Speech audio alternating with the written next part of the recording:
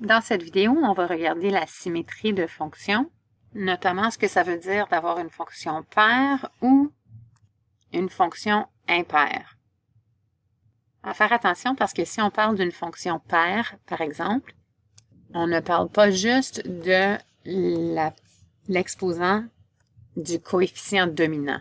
Donc, par définition, une fonction paire, ça ne veut pas dire d'aller regarder l'exposant du coefficient dominant. Donc, si j'ajoute même un quatrième exemple ici, j'ai une fonction trigonométrique. Ce n'est pas du tout une fonction polynomiale, mais on peut quand même appeler ça une fonction paire. Donc, à l'écran, on a trois fonctions paires. Et notre troisième fonction n'est pas une fonction paire. Donc, juste à faire attention parce que ici, comme troisième fonction, j'ai une fonction polynomiale de degré pair. C'est une fonction de degré pair. Mais ce n'est pas une fonction paire. Allons voir ce que ça veut dire une fonction paire. Alors, en faisant une recherche rapide sur l'Internet, j'ai trouvé ceci comme définition pour une fonction paire. Donc, ça définit très bien ce que c'est une fonction paire.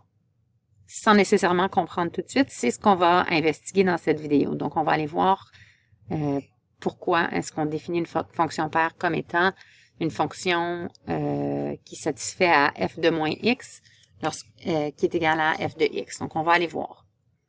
Si je trace le graphique de cette fonction puissance, qui est une fonction polynomiale de degré 4, donc je vais tracer son graphique et puis on peut voir que cette fonction possède une symétrie par rapport à l'axe des x.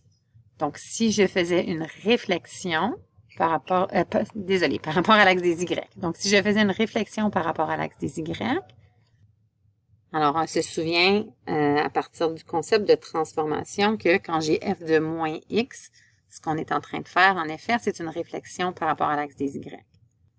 Donc, dans le cas de notre fonction, on avait f de x est égal à 2x exposant 4. Si je réfléchis, donc je fais f de moins x, on aura donc quelque chose qui ressemble à ceci. Donc, quand on veut utiliser la notation fonctionnelle, parfois ça devient mélangeant. Donc, ce que je vous recommande, c'est vraiment de prendre votre x partout dans la fonction et le remplacer tout simplement par des parenthèses.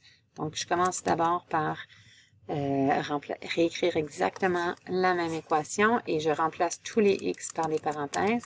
Et à ce moment-là, puisque je voulais faire une réflexion par rapport à l'axe des y, je vais remplacer partout à l'intérieur de mes parenthèses par moins x.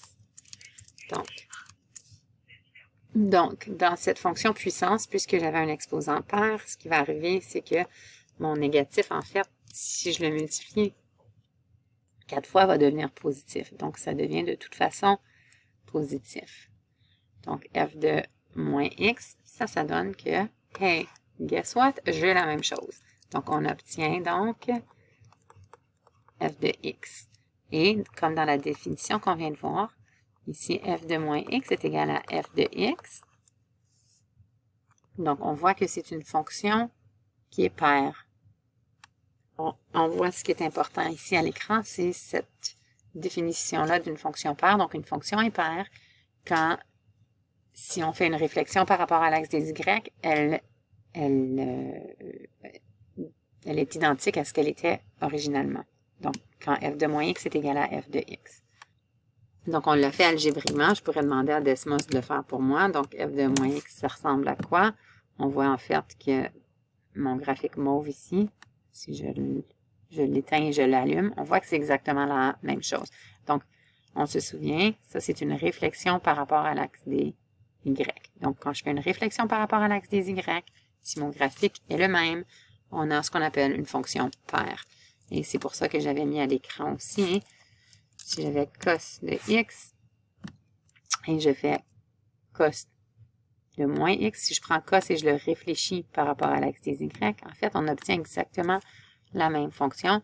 Donc, même si ce n'est pas il n'y a aucun exposant paire, ça n'a rien à voir, mais ça satisfait quand même à la définition d'une fonction paire. Donc, on peut voir facilement graphiquement ce qu'est une fonction paire et on peut le faire algébriquement. Appuie sur pause sur la vidéo et cette fois-ci, algébriquement, sans regarder le graphique, essaie de déterminer si cette fonction est paire.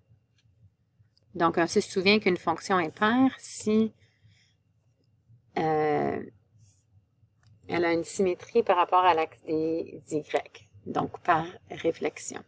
Donc, dans ce cas-ci, j'ai une fonction polynomiale de degré paire. Alors, il se peut que ce soit une fonction paire. Donc, allons voir f de moins x. Donc, partout dans l'équation, on va remplacer là où j'avais un x par des parenthèses. Et à l'intérieur de ces parenthèses, on va insérer moins x pour ensuite aller simplifier. Donc ici, puisque j'ai moins x à l'exposant 4, mon négatif restera donc positif, ce qui sera équivalent à x exposant 4. Même chose pour ce cas-ci. Donc on aura une équivalence de moins 2 x exposant 2 plus 1. Et si on regarde bien notre f de x, en effet, ici, f de moins x est égal à f de x. Donc, puisque f de moins x est égal à f de x, on conclut que la fonction est paire. Si on vérifie graphiquement, on voit en effet que cette fonction a une symétrie par rapport à l'axe des y. Appuie sur pause sur la vidéo et essaye celui-ci. Donc, est-ce que c'est une fonction paire? Allons voir la solution. Donc, on commence par remplacer les valeurs de x par des parenthèses. Et à l'intérieur de ces parenthèses, puisqu'on veut évaluer f de moins x, on va aller insérer le moins x. Alors, ici, j'ai une base négative ou avec un signe négatif à un exposant paire. Donc, ceci restera positif. Dans le deuxième cas ici, puisque j'ai un exposant impair, mon moins x exposant 3 résultera donc en une valeur négative. Ou en fait, pas nécessairement une valeur négative, mais un négatif devant le x. Donc, si j'ai moins x exposant 3, on est d'accord que c'est la même chose que moins x exposant 3. Parfois, ça peut nous aider à comprendre si au lieu d'écrire moins x ici, j'écris moins x comme étant moins 1 fois x. On est d'accord que c'est la même chose. Et on sait bien que cet exposant peut être évalué à chacun de ces facteurs séparément. Donc, c'est comme si j'avais moins 1 exposant 3 fois x exposant 3. Et on sait bel et bien que moins 1 exposant 3, c'est moins 1 fois moins 1 fois moins 1, qui va me donner moins 1 parce que j'ai un nombre impair de fois que je multiplie ce négatif. Donc, moins 1 fois x cube, qui me donne en effet moins x cube, qui est ce qu'on avait écrit ici. Donc, juste pour nous aider à comprendre ce qui se passe. Donc, maintenant, je vais le faire en 2 lignes, en fait. Mais tu pourrais sauter cette ligne-ci. Mais moins 4, donc moins x exposant 3. On vient de dire que c'est la même chose que moins x exposant 3. Et ici, on a une multiplication. Donc, moins fois moins me donnera donc une valeur positive. Donc, j'aurai plus 4x exposant 3.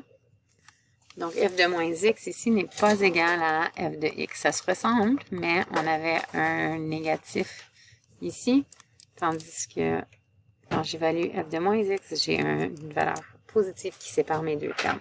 Donc, ce n'est pas identique. Donc, selon la définition d'une fonction paire, cette fonction n'est pas une fonction paire.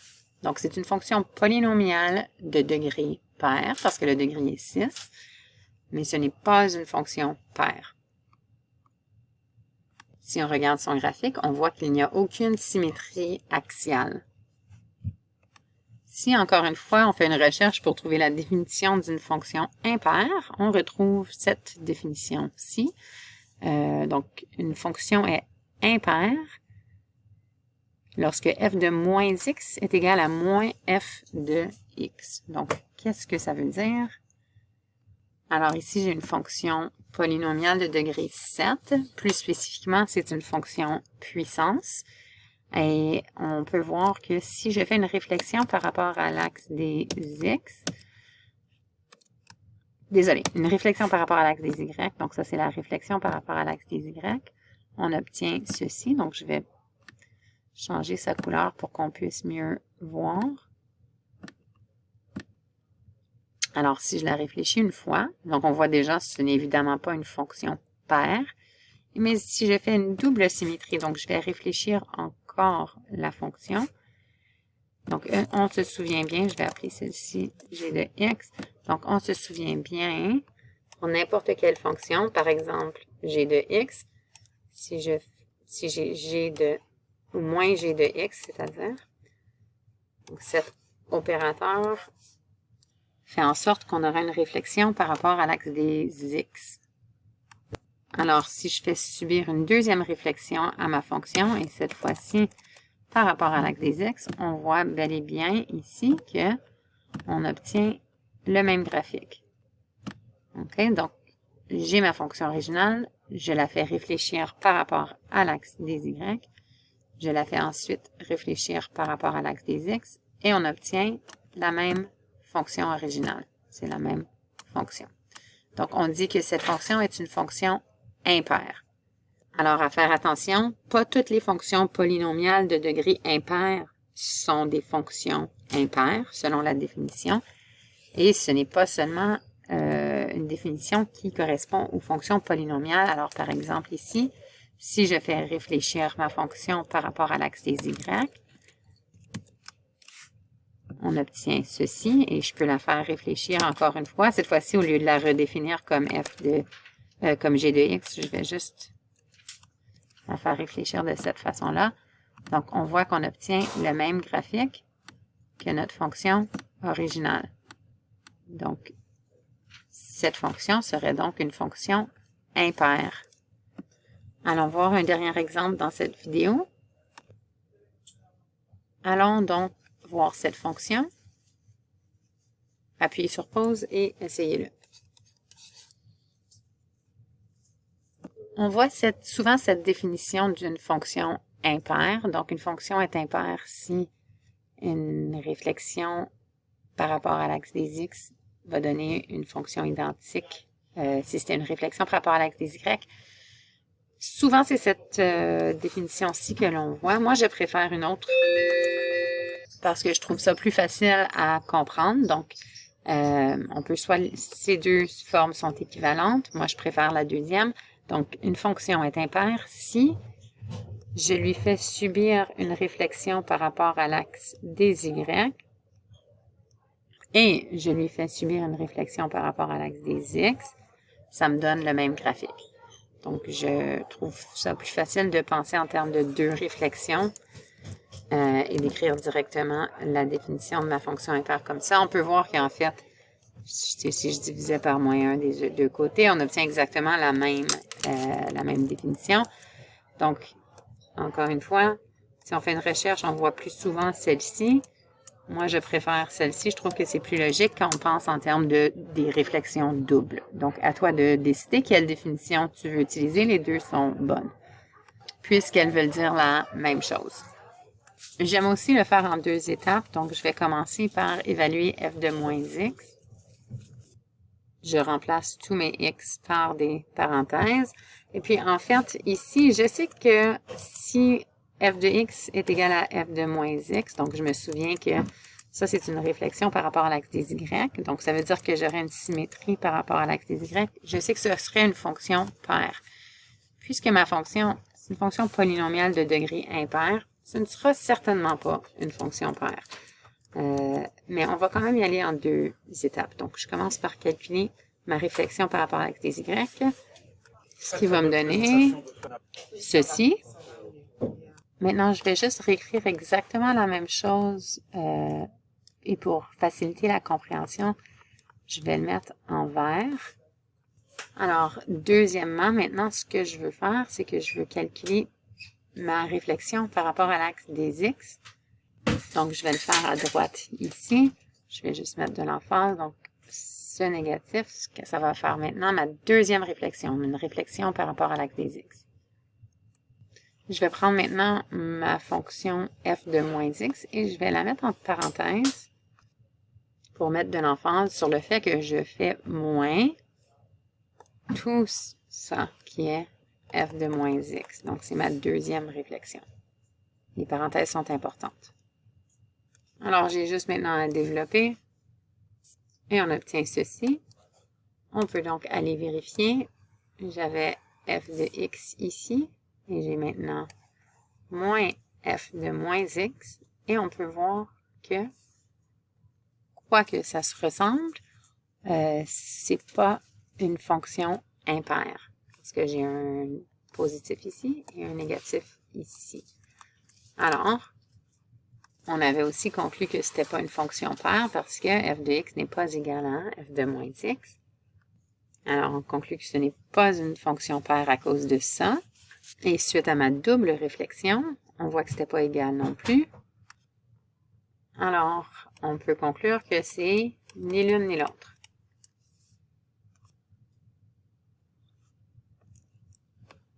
Allons voir le graphique.